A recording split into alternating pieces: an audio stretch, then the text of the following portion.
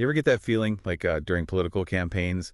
They're all about, I don't know, appearances. Flashy smiles. Exactly. Like they're trying to sell us toothpaste instead of actual policies. Well, speaking of selling, Oh, are we going there? that's kind of what we're diving into today.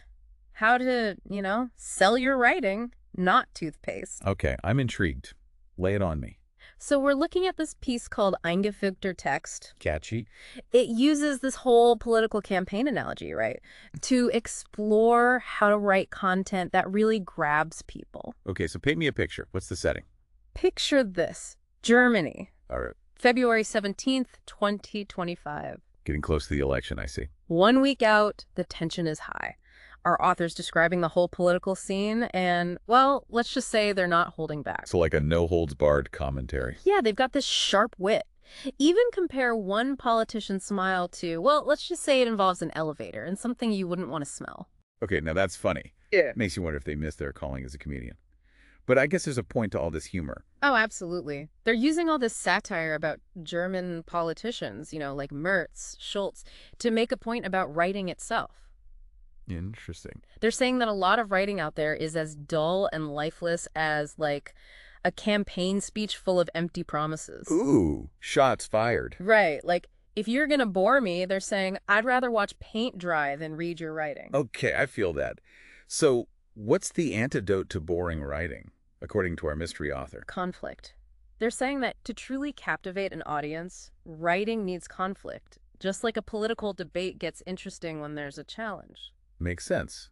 So instead of these monologues that drone on and on, we should be writing, like, dialogues, arguments even. That's the idea. Introducing those opposing viewpoints, creating tension, that's what makes writing dynamic. So, like, create a fight club in our writing. In a way, yeah. The author actually gives these two examples, an argument with your future and an interview with your fear. Whoa, okay, I see where they're going with this. They personify these abstract concepts. It's not just about talking about the future of fear, it's giving them voices, letting them speak to the reader directly. That's a cool concept. Right. And instantly you've got conflict, you've got drama. Like in the argument with your future, the future becomes this like demanding figure pushing the writer to actually do something. Get off the couch and make something of yourself. I love it. Exactly. And then in the interview with your fear is this manipulative voice, right? Holding the reader back, pointing out all the dangers. It's like those internal struggles we all have, but playing out on the page. Yeah. So cool. Yeah. But how does all this actually make our writing better? Well, think about something you've read that felt flat, lifeless. Yeah, like reading a grocery list. Exactly. It's often missing that conflict, that tension that keeps you hooked. When you bring in those opposing viewpoints, challenge assumptions, create some uncertainty, the reader has to engage more. So it's not just presenting information, it's about getting a reaction. Yeah. Provoke a reaction, maybe even make the reader a little uncomfortable. I like it. Shake things up a bit. That's what the author means when they talk about writing as a fight for survival. You gotta fight for your reader's attention in a world full of content. And conflict, that's one powerful weapon. So conflict is key. Got it. But how do we actually put that into practice? It's easy to say, add more arguments, but what does that actually look like? That's where our author brings in their secret weapon. Ooh, do tell. A program called Poetry Master. Poetry Master. Okay. They make it sound like, the ultimate training ground for writers. If you want that can't look away quality in your writing, this is it. They use some pretty strong language to describe it. Something about sentences that slice into the heart like a scalpel. Yeah, up and dramatic, right.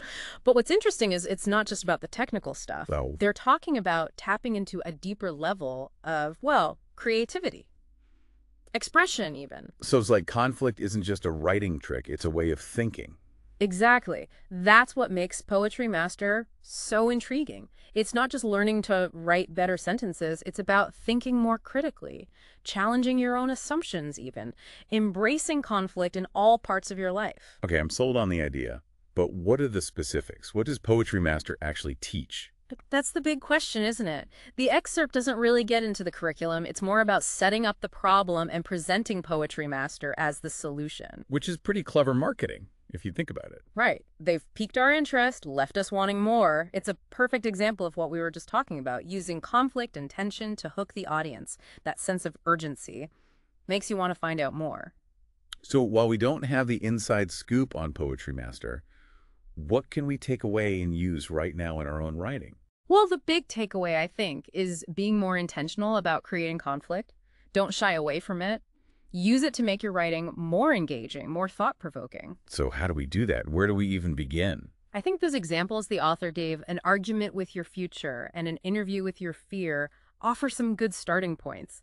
Think about those internal struggles, the doubts, the fears, the hopes, all those things battling it out in your head. What if you gave those voices a stage? Instead of just writing about being stuck or afraid, I could create a dialogue between my, stuck self and motivated self. Exactly. Or you could interview your fear. Ask it, what are you so scared of? What's the worst that could happen? When you make these internal conflicts external, it creates that drama, that tension that pulls the reader in. I love that. Turn our internal monologues into conversations. But beyond dialogues, are there other techniques we can use to add that conflict? Of course. You can bring in contrasting viewpoints, maybe throw in some unexpected twists, or even use questions that challenge what the reader thinks they know, like how the author used satire to poke fun at those politicians. You can do similar things in your writing, even if it's not meant to be funny. So be willing to shake things up, challenge the status quo, make our readers think a little differently. Exactly. And remember, conflict doesn't have to be loud or aggressive. It can be subtle, nuanced, even poetic. The key is tension. Introduce opposing forces. Make the reader question things. So maybe just presenting two different perspectives on the same issue, or exploring all the sides of a complex idea. Right. And don't be afraid to play around, try different techniques, see what works for you, and most importantly, have fun with it. Writing shouldn't feel like a chore. That's a great reminder. Now, we've been talking around this Poetry Master program without really knowing what's in it. But can we learn anything from the author's marketing that can help us, sell our own writing, even without a fancy program? Good question.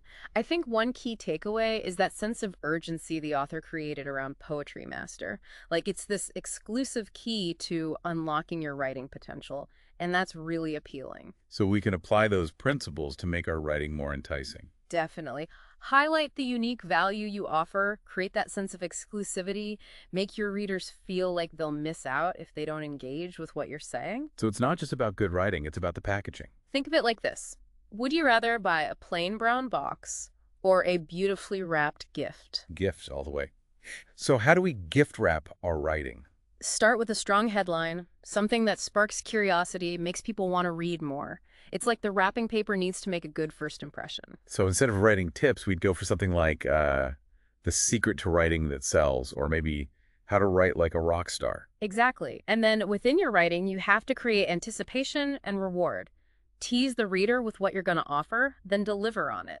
Like a treasure map, leading them to the treasure, which is, in this case, the knowledge and insights. I like that. And don't underestimate storytelling. Bringing in those personal anecdotes, those relatable examples, even a little humor makes it so much more engaging and memorable. So connect on a human level, share your own experiences, make them feel like they're part of the conversation. Exactly. And that's something no program can teach. It comes from you, your own voice, your perspective. This has been so insightful. Conflict in writing, packaging your work to make it shine. But before we wrap up, let's go back to our source material. Any final thoughts about eingefügter text? What do we want to leave our listener with? I think the biggest message is that writing is powerful. It's not just information, it's about sparking conversations, challenging what people think, and making a real impact. And to do that, embrace conflict. Don't shy away from the uncomfortable, the struggles, the different points of view. Right. Don't be afraid to stir the pot a little, shake things up, make your readers feel something. Remember, writing is a fight for survival. In a world full of content, you've got to fight for attention. That's powerful. So speaking of fighting for attention, we can't forget the book that got us started on this whole thing. Poetry Master, Poesycraft in 7 and Toggen.